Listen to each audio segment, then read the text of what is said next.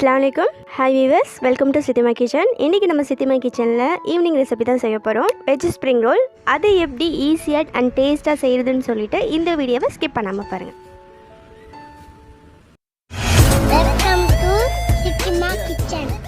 Veg spring role செய்கிறதுக்கு first masala நம்ம ready பண்ணிக்கலாம். ஒரு பேனில் ஒரு 2-3 ஸ்பூன் அளவுக்கு ஆயில் சேர்த்துப்போம்.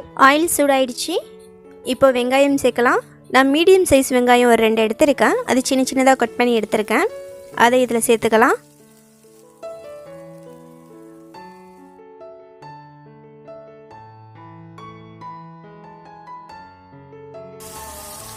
வெங்காயம் ஓரளவுக்கு வதங்கினதுக்கப்புறம் ஒரு சின்னதாக நறுக்கி வச்சுருக்கிற தக்காளியை சேர்த்து வதக்கிப்போம். நான் ஒரு தக்காளி பழம் தான் கட் பண்ணி எடுத்திருக்கேன்.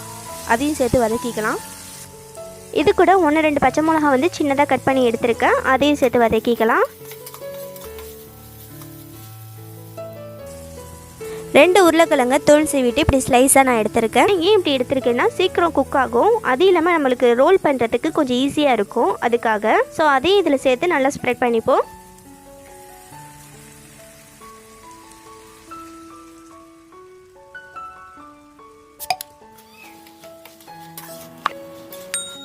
இப்போ ஆயிலில் நல்லா வந்து இந்த வெங்காயம், தக்காளி, பச்சை மிளகா, உருளைக்கிழங்கு நல்லா ஸ்ப்ரெட் ஆகி வந்திருக்கு.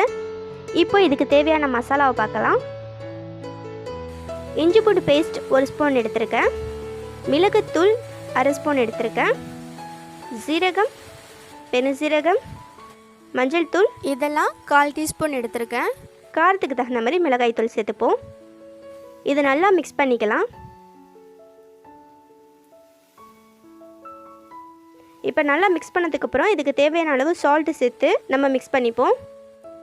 உருளைக்கிழங்கு குக் ஆகணும், அதுக்காக கொஞ்சமாக தண்ணி சேர்த்து மிக்ஸ் பண்ணிக்கிட்டு நம்ம மூடிடலாம். ஒரு 2-3 மினிட்ஸ் கழித்து நம்ம ஓப்பன் பண்ணுவோம்.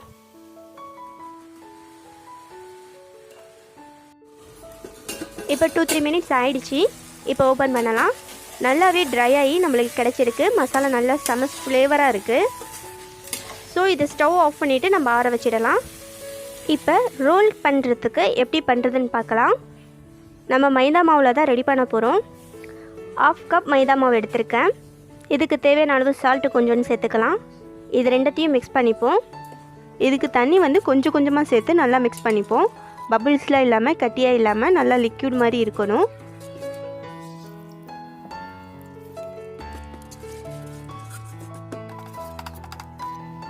இந்த மாதிரி கொஞ்சம் பேஸ்ட் மாதிரி வந்ததுக்கப்புறம் இது கொஞ்சோன்னு 2 ஸ்பூன் எடுத்துப்போம்.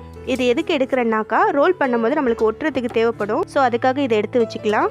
இது ரொம்ப பேஸ்ட் மாதிரி இருக்கிற வசி கொஞ்சம் லிக்யூட் ஆகணும் அப்படிங்கிறதுக்காண்டி இன்னும் கொஞ்சம் தண்ணி சேர்த்து நல்லா மிக்ஸ் பண்ணிக்கிறேன். இந்த மாதிரி ஸ்டேஜில் இருந்தால் போதும். இப்போ ரோல் பண்ணுறதுக்கு எப்படி பண்ணுறதுன்னு பார்ப்போம். இப்போ வந்து நம்ம தோசை தவாவில் தான் ரெடி பண்ண போகிறோம். ஸோ தோசை தவா ஓரளவுக்கு சூடானதுக்கப்புறம் நம்ம சிம்மில் வச்சுடுவோம். லைட்டாக ஆயில் வந்து நம்ம ஸ்ப்ரெட் பண்ணிக்கலாம்.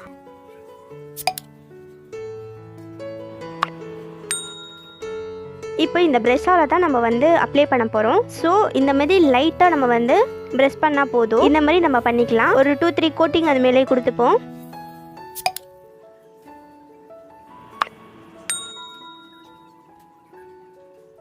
இப்போ வந்து அடுப்பு சிம்மில் இருக்குது. ஸோ நம்ம கொஞ்சம் ஃபாஸ்ட் பண்ணிப்போம். அப்போ தான் நம்மளுக்கு வந்து அது ட்ரை ஆகி நம்மளுக்கு பேப்பர் மாதிரி கிடைக்கும். எடுக்கும் போது கொஞ்சம் கேர்ஃபுல்லாக எடுக்கலாம். இந்த மாதிரி பேப்பர் மாதிரி நம்மளுக்கு கிடச்சிடும். ஸோ இதே மாதிரி எல்லாமே நம்ம ரெடி பண்ணி எடுத்துப்போம்.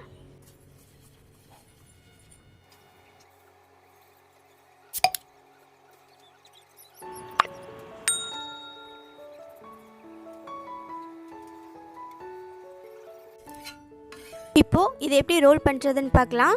நான் ஒரு பிளேட் எடுத்திருக்கேன். அது மேலே இந்த பேப்பர் ரோல் வச்சுருக்கேன். இதை ஒட்டுறதுக்கு நான் வந்து பேஸ்ட் மாதிரி ரெடி பண்ணதை எடுத்து வச்சுருக்கேன். இப்போ இந்த 3 கார்னரில் மட்டும்தான் நம்ம வந்து இந்த பேஸ்ட் அப்ளை பண்ண போகிறோம். ஒரு சைடு வந்து ஃப்ரீயாக விட்டுடலாம். நம்ம அந்த சைடு தான் மசாலா வைக்க போகிறோம். இப்போ இந்த 3 சைடையும் நம்ம வந்து இந்த பேஸ்ட் மாதிரி ரெடி பண்ணதை அப்ளை பண்ணிக்கலாம். இந்த மாதிரி நல்லா ஸ்ப்ரெட் பண்ணிக்கலாம். இப்போது இந்த கார்னரில் நம்ம வந்து இந்த மசாலா வைக்கலாம். இப்போ இதை வந்து லைட்டாக ரோல் பண்ணிவிட்டு 2 சைடையும் நம்ம க்ளோஸ் பண்ணிவிடுவோம். இப்போ ஃபுல்லாக நம்ம ரோல் பண்ணிடலாம். இப்போ ஃபுல்லாக பர்ஃபெக்டாக ஒட்டிடுச்சு. மேபி உங்களுக்கு அந்த கார்னரில் எட்ஜில் வந்து அந்த பேஸ்ட் இல்லைனாக்கா நீங்கள் லைட்டாக அப்ளை பண்ணிக்கோங்க. இந்த மாதிரி க்ளோஸ் பண்ணி நம்ம எடுத்துடலாம். அப்போ தான் நம்மளுக்கு வந்து ஃப்ரை பண்ணும் போதும் கீழே கொட்டாமல் அப்படியே பர்ஃபெக்டாக இருக்கும். ஸோ இதே மாதிரி எல்லா பேப்பர்லேயும் வந்து நம்ம மசாலா உள்ள ஸ்டஃப் பண்ணி ரோல் பண்ணிடலாம். இப்போ ரோல் வந்து நம்மளுக்கு ரெடி ஆகிடுச்சு. இது இன்னும் கொஞ்சம் கிரிப்ஸியாக இருக்கிறதுக்காக நம்ம வந்து அதை லைட்டாக பொரிச்சு எடுக்க போகிறோம். ஸோ இதுக்கு ரொம்ப ஆயில் தேவைப்படாது. கொஞ்சமாக ஒரு ஸ்பூன் 2 ஸ்பூனில் வந்து நம்ம பொரிச்சு எடுத்துடலாம். ஆயில் சூடானதுக்கப்புறம் நம்ம ரோல் பண்ணி வச்சுருக்கிறத இதில் அப்ளை பண்ணுவோம்.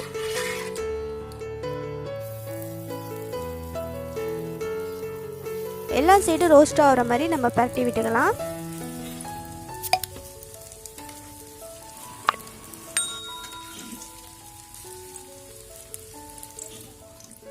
இப்போ எல்லா சைடும் அப்படியே ரோஸ்ட் ஆகிடுச்சு.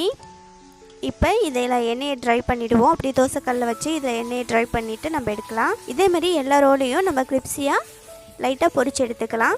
ஃபைனலி நம்ம வெஜ் ஸ்ப்ரிங் ரோல் வந்து ரொம்பவே டேஸ்ட்டாக பக்காவாக பர்ஃபெக்டாக செஞ்சுட்டோம். இந்த வீடியோ உங்களுக்கு பிடிச்சிருக்கும் நான் நம்புகிறேன். பிடிச்சிருந்துச்சுன்னா லைக் பண்ணுங்கள், உங்கள் ஃப்ரெண்ட்ஸ் அண்ட் ரிலேட்டிவ்க்கும் ஷேர் பண்ணுங்கள். நம்ம சேனலை நீங்கள் சப்ஸ்கிரைப் பண்ணலைன்னா சப்ஸ்கிரைப் பண்ணிக்கோங்க. உங்களோட ஆதரவை தொடர்ந்து கொடுத்துக்கிட்டே இருங்க. தேங்க்யூ.